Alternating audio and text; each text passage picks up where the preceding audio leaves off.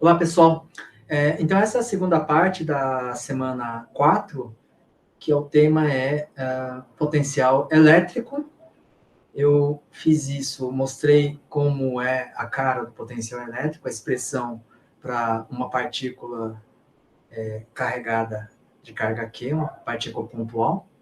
E agora eu vou falar sobre uma distribuição, primeiro um caso discreto, aí eu vou para um caso contínuo. E antes de fazer alguns exemplos de tudo isso que a gente viu, eu vou aprofundar um pouquinho mais a relação entre o campo elétrico e o potencial eletrostático. Então, primeiro, se eu tiver um sistema de cargas, Q1, Q2, Q3, etc., primeiro eu vou definir um sistema de coordenadas O, e aí eu tenho, por exemplo, aqui, vetor posição R1, R2, etc.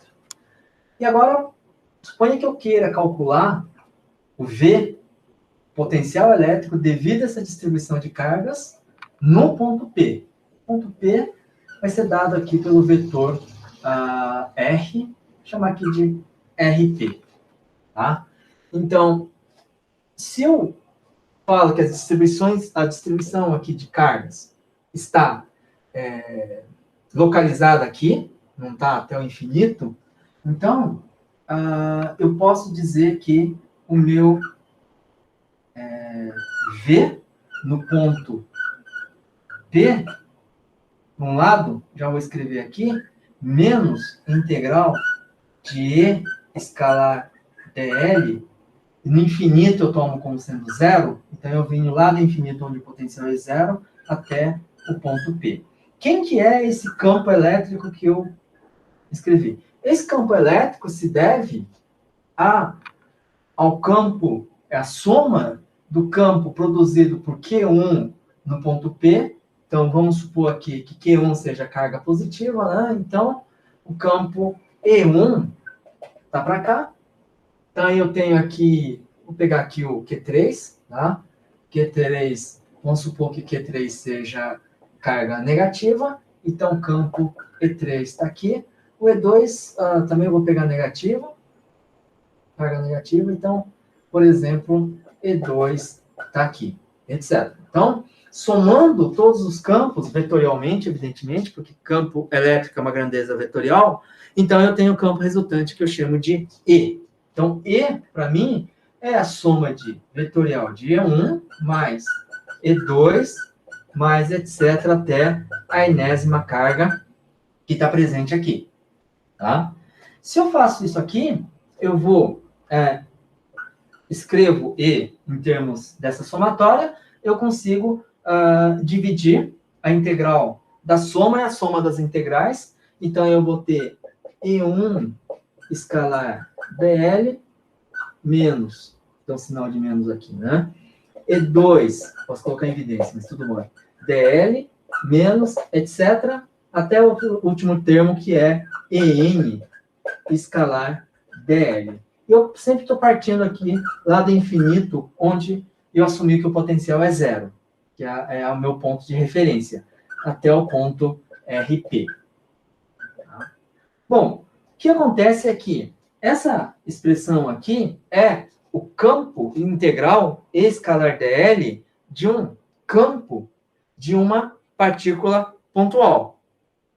Se eu sei a posição dessa partícula e eu tenho o ponto P, eu sei calcular E escalar dl, que é, sozinho aqui, o potencial no ponto P da carga Q1. Esse segundo termo, o potencial da carga Q2 no ponto P e assim por diante. Então, resumindo, o potencial no ponto P devido à somatória das partículas é algo simples, que é simplesmente a soma escalar, porque V é escalar, então, de RP é V1 no ponto RP mais V2 RP mais etc. Vnzão no ponto RP. única coisa que eu tenho que saber aqui do V1, por exemplo, eu vou chamar essa distância aqui de R10, que é a notação que eu utilizei, tá? Entre Q2 e ponto P, esse cara aqui vai ser R20. Esse aqui vai ser R30, é distância. E a distância aqui vai ser Rn0, tá? Então, se eu tenho isso, as distâncias, né, não é vetor posição, é simplesmente distância. Então, o potencial devido à carga Q1 é constante, que é 1 sobre 4πε0, a carga Q1 dividido pela distância, que é, acabei de falar que é R10, que é essa distância entre Q1 e o ponto P. E aí eu tenho, da segunda partícula, carga a mesma coisa, R20, e vou embora somando até o último cara aqui, que é KE, QN sobre Rn0. Tá? Potencial é uma grandeza escalar, então a soma, que é o potencial resultante, é simplesmente a soma escalar de cada um desses potenciais. Tá? Então, esse é o caso para uma distribuição discreta de partículas, né? Pontinhos de partículas. Tá? Eu posso estender essa ideia aqui, esse resultado, que eu vou escrever da seguinte forma. Esse resultado aqui, eu vou escrever como sendo... Deixa eu escrever aqui em cima, eu vou apagar aqui, que é, em termos de somatória, esse V no ponto P, dado por vetor RP, que é a posição, é simplesmente somatória de igual a 1 até N, KE, QI, distância R da iésima partícula até o ponto P, que eu chamei de RI0, tá? Então, eu tenho isso. Agora, se eu tiver uma distribuição de cargas, deixa eu pegar aqui, desenhar uma distribuição de cargas, vou botar aqui. Poderia ter, essa distribuição pode ser um fio, pode ser uma superfície, ou pode ser uma distribuição num volume, tá? São 3 situações possíveis. Eu vou desenhar aqui como se fosse um volume. Então, nesse caso, eu quero calcular potencial num ponto P devido a essa distribuição. Pega uma origem do sistema de coordenadas, chama esse cara aqui também de RP, tá? E agora, como eu tenho uma distribuição contínua, né, a coisa que eu sei é o resultado anterior, é que eu vou somando escalarmente a contribuição de cada carga. Tá? Então, aqui, se eu tiver um contínuo, eu vou pegar uma quantidade pequenininha, que eu vou chamar de infinitesimal, ocupando um certo volume, uma certa área, um certo comprimento de carga, que eu vou fazer aqui volume, tá? E nesse volume, que é dV, volume infinitesimal, eu vou ter uma certa quantidade de carga dQ. Como dV é pequenininho, então essa carga é pontual. Agora, esse cara está a uma distância R e vai produzir no ponto P, só essa carga, uma quantidade de diferencial aqui, ou seja, uma quantidade pequenininha de potencial elétrico, tá? Aí, se eu pegar num outro ponto, aqui, por exemplo, eu vou ter um outro dQ, eu vou ter uma outra distância R, tá? Então, eu posso picotar esse cara aí numa quantidade quase que infinita de dQs, tá? E cada pedacinho, cada quadradinho, retangulinho aqui, paralelepípedo daqui, o volume dV, vai contribuir, dV que eu falo aqui, é por isso que eu estou meio convidado desde o começo, o volume eu estou chamando aqui V caligráfico, tá? Vai contribuir com o potencial dV. Então, o V resultante, se eu olho aqui, é simplesmente uma somatória. Só que somar grandezas infinitesimais é integrar. Então, o contínuo dessa expressão é potencial no ponto P, dado pelo vetor posição, igual. A somatória se transforma em integral, constante. Cada QI vai ser uma quantidade dQ. E essa distância R vai ser variável, porque à medida que eu ando aqui na distribuição, o R, que é a distância onde eu estou, até o ponto P, em tese, em princípio, pode variar. Então, está representado aqui, R. Tá? Bom, neste desenho, eu peguei um volume. Então, o dQ é ρ dV. Nós já fizemos isso quando tinha distribuição de cargas, aplicou a lei de Gauss lá para o cilindro, para a esfera. Esse dQ eu transformei, relacionei o dQ com a densidade. Inclusive, a densidade pode ser variar com raio, variar com teta, variar com um monte de coisa, tá? E o elemento de volume dV. Isso se a quantidade de carga dQ estiver confinada num volume. Se estiver confinado numa área, então eu vou ter dQ igual densidade superficial, sigma, elemento de área, dA. Tá? Então, aqui tem uma determinada superfície, eu tenho elemento de área dA. Tá? Ou, se eu tiver um fio, eu tenho dQ igual a lambda dL. Então, eu tenho um fio, pego aqui uma certa quantidade de fio dL, comprimento, nessa quantidade eu vou ter uma carga dQ, desde que a densidade seja lambda, tá? E, a princípio, ρ, sigma, lambda podem variar. E eu vou fazer alguns exemplos mais para frente com essa expressão aqui, tá? Bom, agora, meio que fazendo uma pausa, vamos refletir um pouquinho, tá? A relação entre campo elétrico e potencial elétrico. Que, por definição do potencial, e se eu coloco em vez da força campo elétrico, essa expressão que a gente obteve. Delta V igual a menos integral de E escalar dl. Tá? Só lembrando, então tem um certo caminho, ponto A inicial, ponto B final, e delta V é VB menos VA, quando eu vou de A para o B. E o campo elétrico é o campo elétrico que se encontra no meio do caminho. Então, eu tenho essa relação.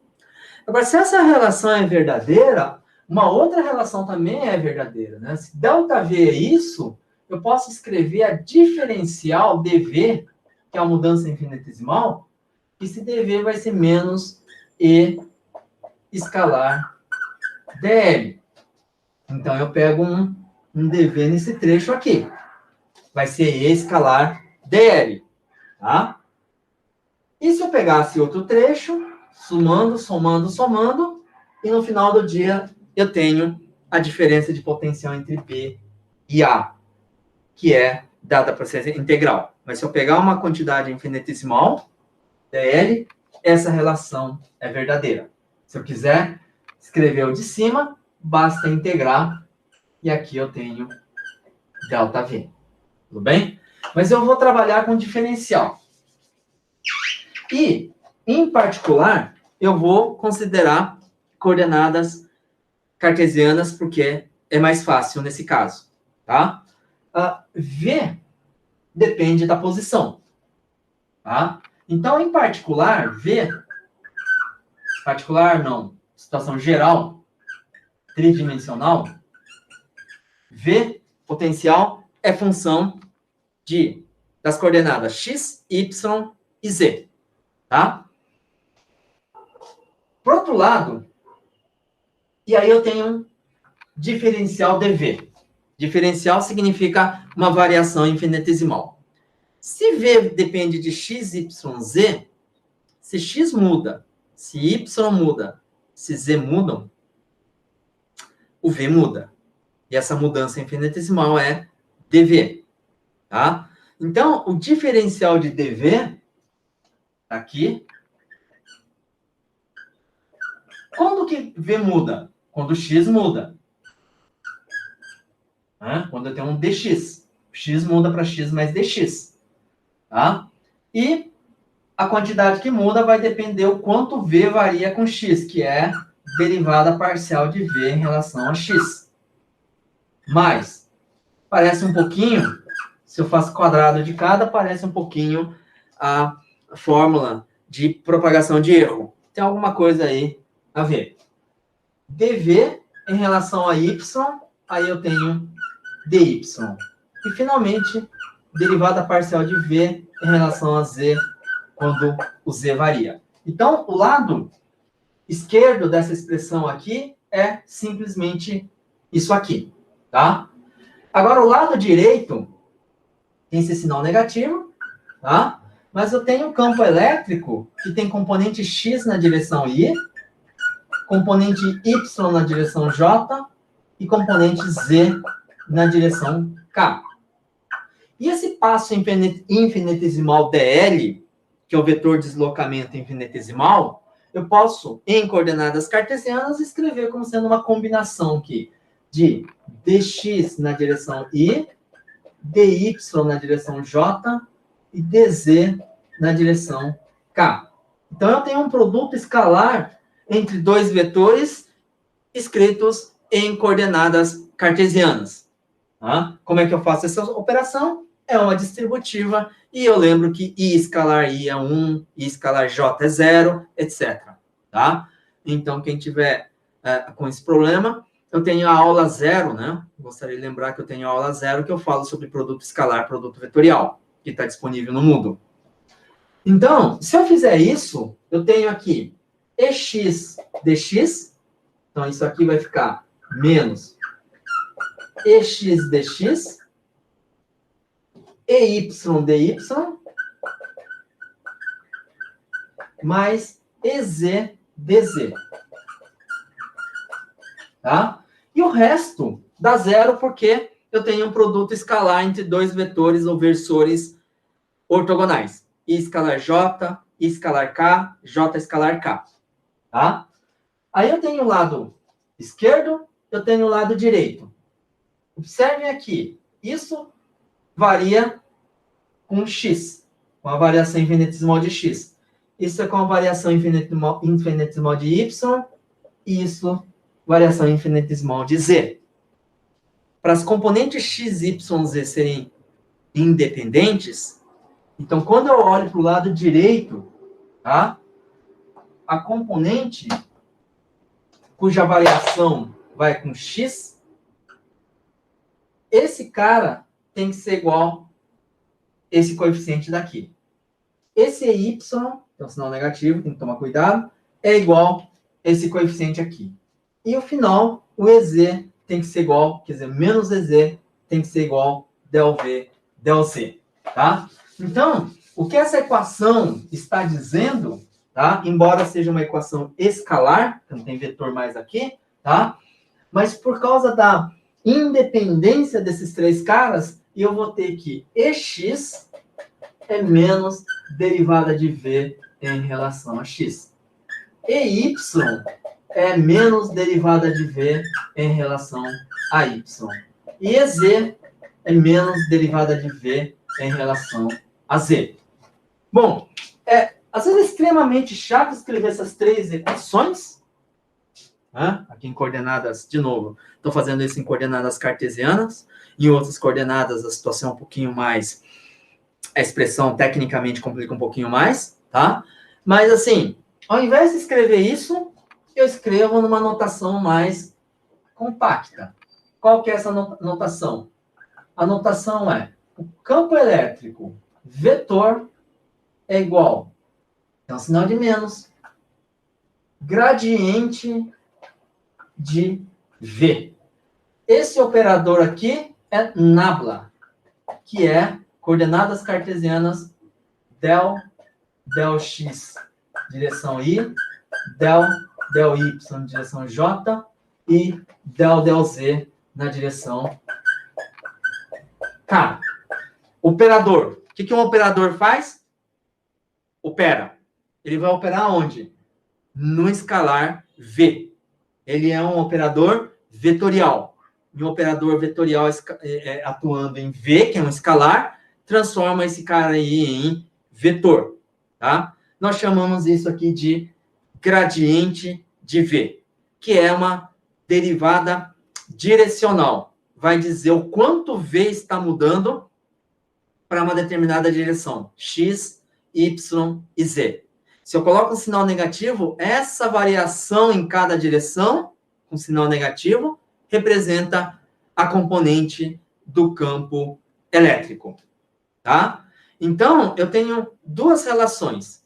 Se me derem um campo elétrico, eu acho V, o ΔV. Se me derem a função V, aqui, eu consigo achar o campo elétrico. Tá?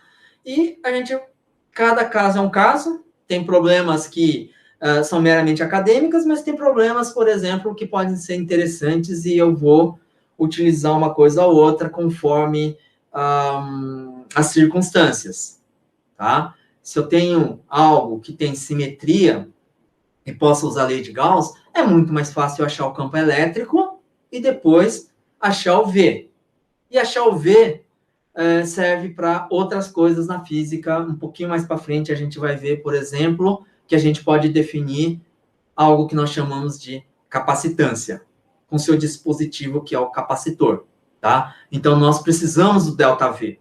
E nós precisamos do ΔV porque se eu coloco uma partícula carregada, isso multiplicado pelo ΔV é energia. Então, é uma grandeza fundamental nesse sentido.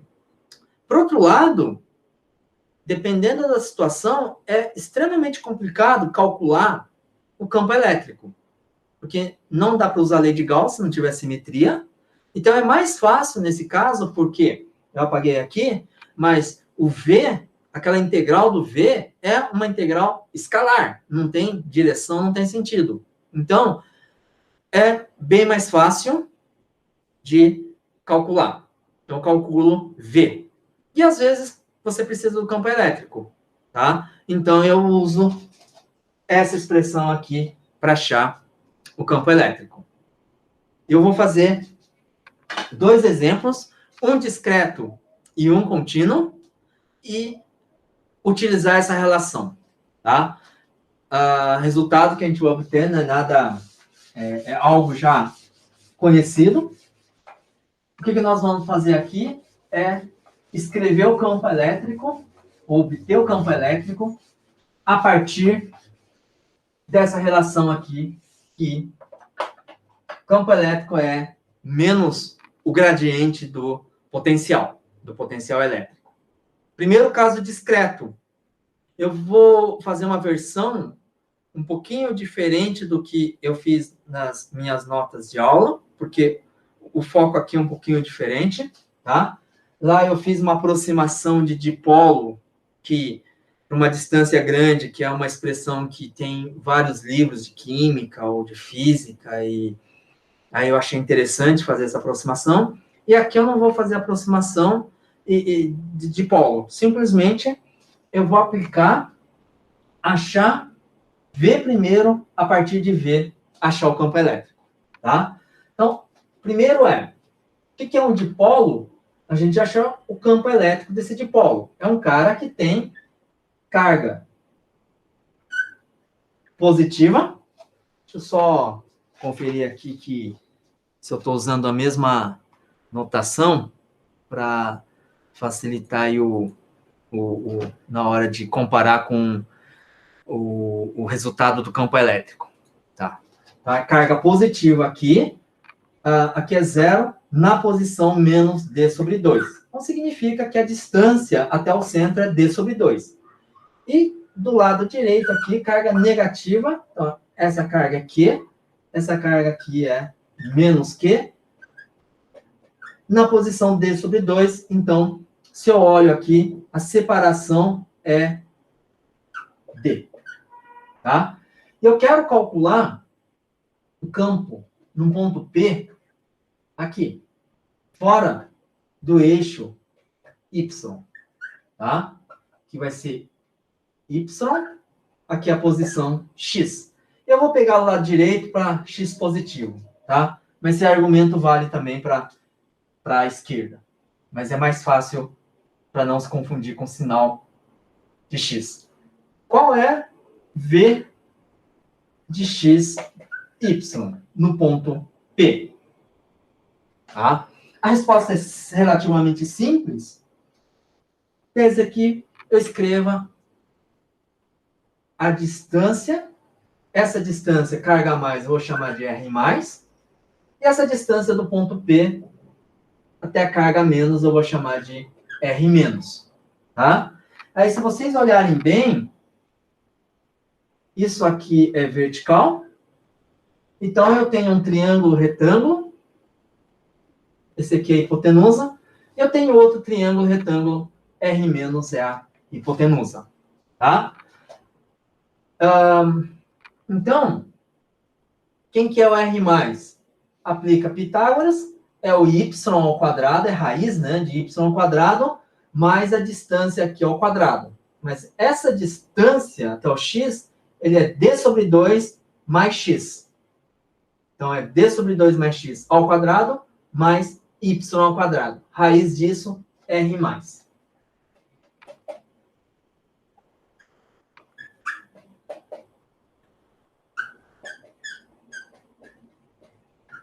Tá? E R- vai ser raiz também, Pitágoras, hipotenusa, de cateto, que é y, e essa distância aqui. Tá? Qual que é essa distância? Essa distância é essa total, que é d sobre 2, menos o que está aqui, que é x. Então, essa distância é d sobre 2 menos x. Tudo isso ao quadrado. Tá? Agora eu vou fazer uma coisa que facilita, porque não fico carregando tanto sinal negativo, que é o seguinte. Esse cara aqui está elevado ao quadrado. Então, eu posso escrever da seguinte forma. Esse cara menos, esse cara mais. Porque está ao quadrado, então, sinal relativo aqui que importa, tá? Então, vai ser mais x menos d sobre 2, tá? Então, aqui vai ser menos, aqui vai ser mais. Tudo bem? Então, a diferença entre esses dois caras está no sinal do d sobre 2. Bom, feito isto, V de P, fácil. É simplesmente uma soma escalar, que não tem direção, não tem sentido.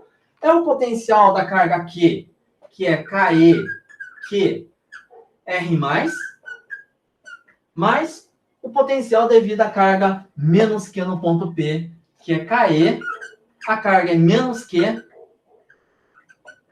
e a distância é R-, tá?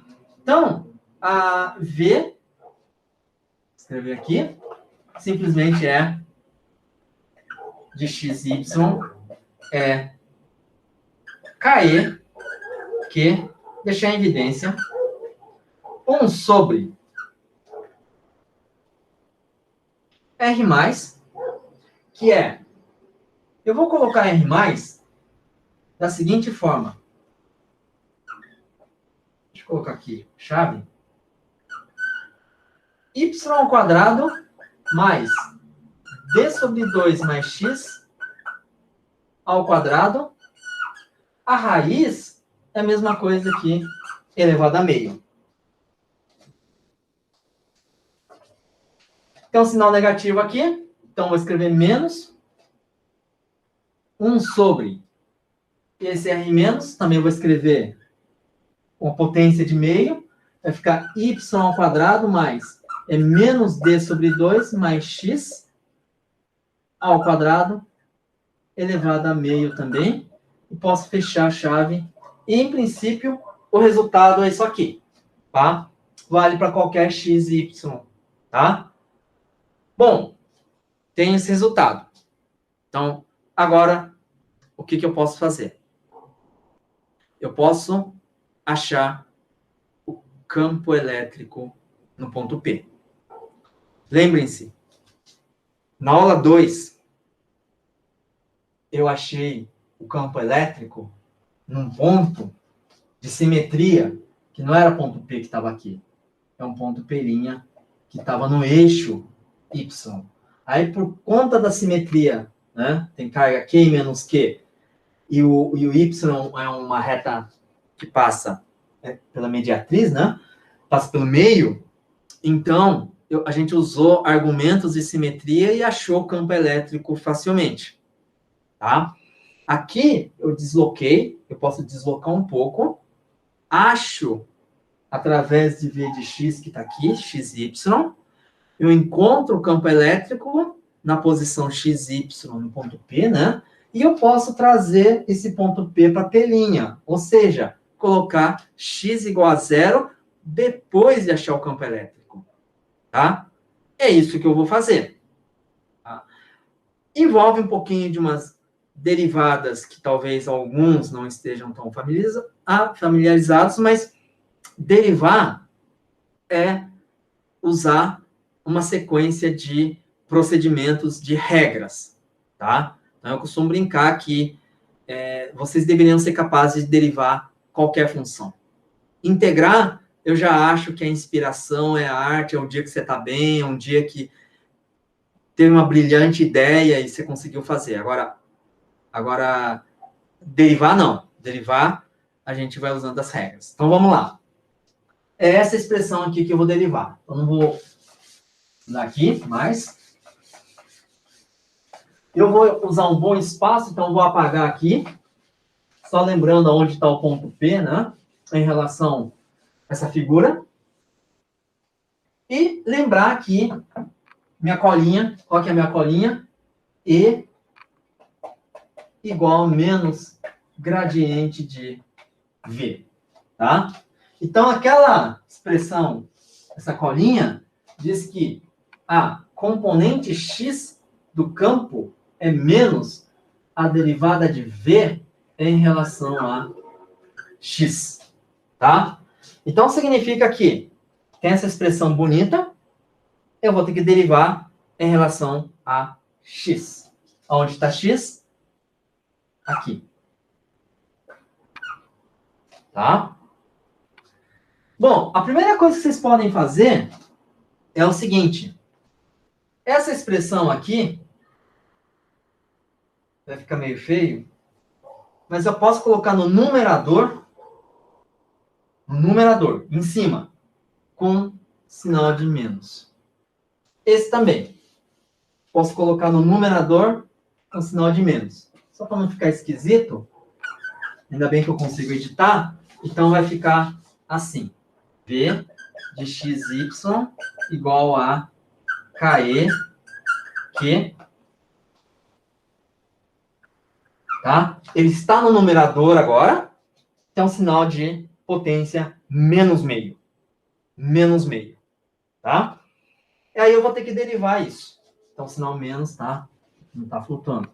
Está aqui. Bem? Então, quem é a derivada? Então, igual, sinal negativo, KE, Q, constante, abro as chaves, vou derivar esse primeiro termo. Tá? Aí não tem como. Eu vou ter que usar a regra da cadeia. Para usar a regra da cadeia, então a primeira coisa que eu vou fazer aqui, né? X está aqui dentro, então eu vou derivar essa função que tem menos meio.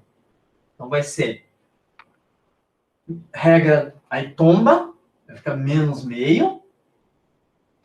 Qualquer coisa que está aqui dentro. Na regra do tombo, menos meio subtrai 1, fica menos 3,5. Tá? E agora aplicar a regra da cadeia, porque aqui dentro está o x. Então é derivar esse cara que está dentro do colchetes em relação a x. Mas o termo que tem x tem ao quadrado aqui. Então fica 2 vezes, repito, d sobre 2 mais x, quadrado, né? Caiu 2, subtraiu, fica 1 aqui. E teria que derivar aqui dentro, mas derivada de x é 1. Então, morreu aqui, tá? Então, esse é o primeiro termo. Não tão difícil, né? Segundo termo. Menos está aqui. A mesma brincadeira. Tá? Regra da cadeia. Não, desculpa, regra do tombo. Menos meio. Qualquer coisa que está aqui, em colchetes. Menos meio, eu tenho que subtrair 1, fica então menos 3 meios. Regra da cadeia, derivo dentro do colchetes. E vai ter 2 vezes menos d sobre 2 mais x só. Caiu 2. 2 menos 1 ficou 1. E agora derivo aqui dentro, mais derivada de x é 1. Portanto, acabou. Tá? Então é isso. Dá para fazer algumas simplificações, né? 2 vai embora com 2. 2 vai embora com 2. Aí tem que tomar cuidado aqui com o sinal. Esse menos com menos vai virar mais, tá? É isso que eu vou obter. Deixa eu só escrever explicitamente que esse termo é importante para mim. Menos KE, que vai ficar menos d sobre 2. D sobre 2 mais x. Sobre. Esse cara está menos 3,5. É esse sujeito.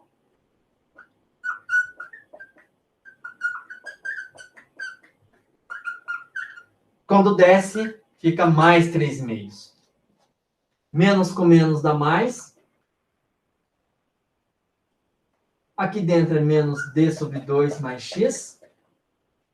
E esse cara, quando desce, y² mais menos d sobre 2 mais x ao quadrado 3,5.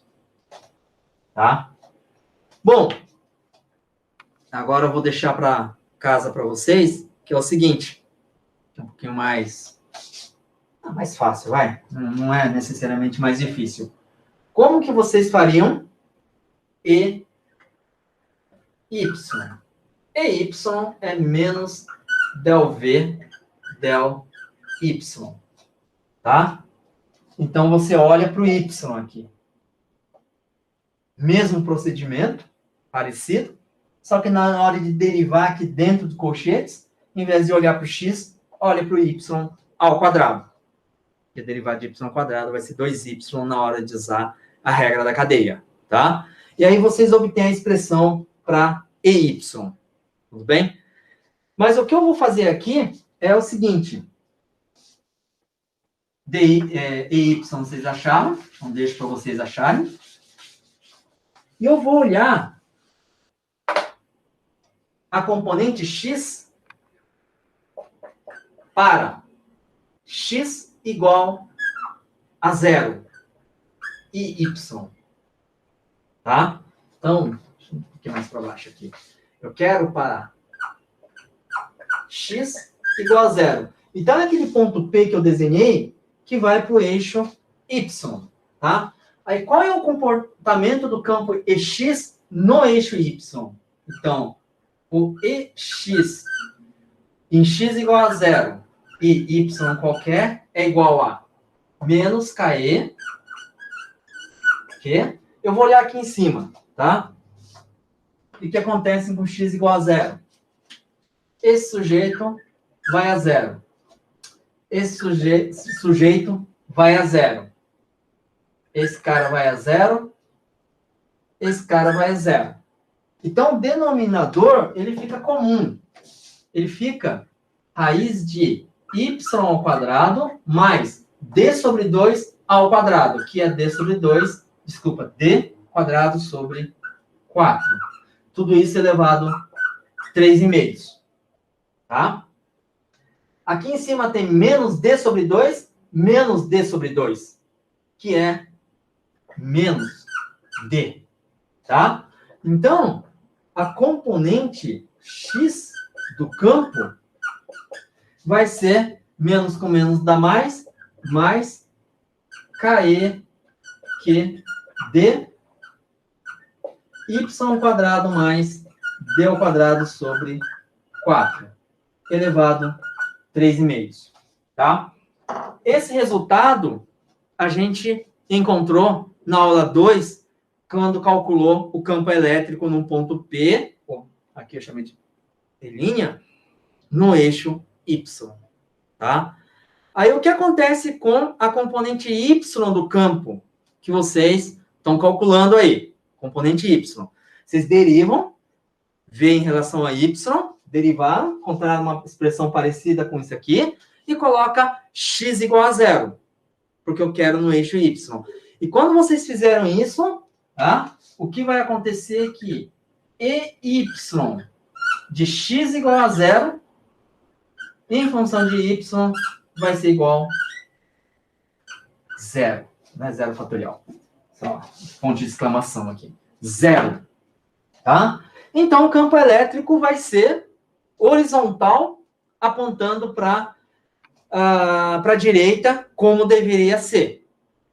Tá? Claro, nesse caso aqui, só parece que é mais fácil calcular, né? Se for calcular o campo P, o campo elétrico num ponto P, que é simétrico, é relativamente fácil. Mas se eu for calcular num ponto que não é simétrico, é melhor calcular o potencial primeiro e derivar, porque derivada é sempre mais fácil, tá? Dá para fazer isso. Mas nesse caso aqui, são cargas discretas.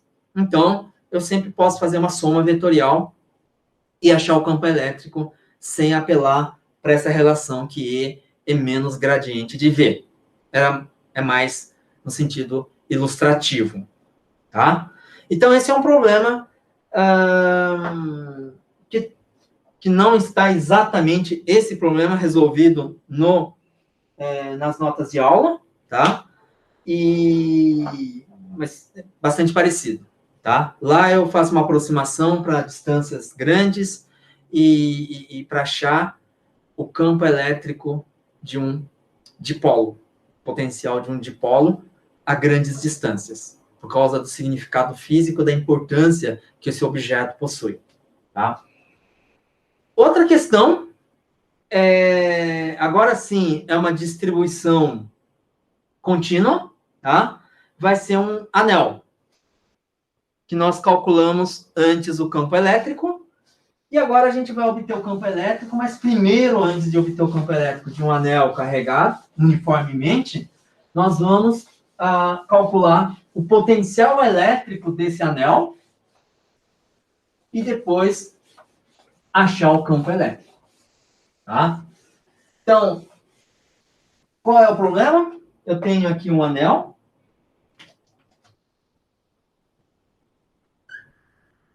Eixo de simetria. X, Y, Z para cima. Meu ponto P vai ser aqui. Tá?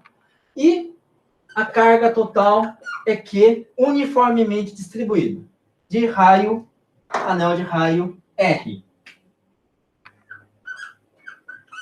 Então, lambda, que é a densidade, vai ser uniforme, então é a carga total, dividido pelo comprimento do círculo, 2πr. Tá? Como é que a gente procede aqui? Eu sei calcular o potencial de uma carga dq infinitesimal, que vai produzir um potencial dv infinitesimal. Essa distância é r, aqui é z, aqui é r. Então, por Pitágoras, r é a raiz de z quadrado mais r quadrado. Tá? Só que esse dq vai varrer todo o anel. E dq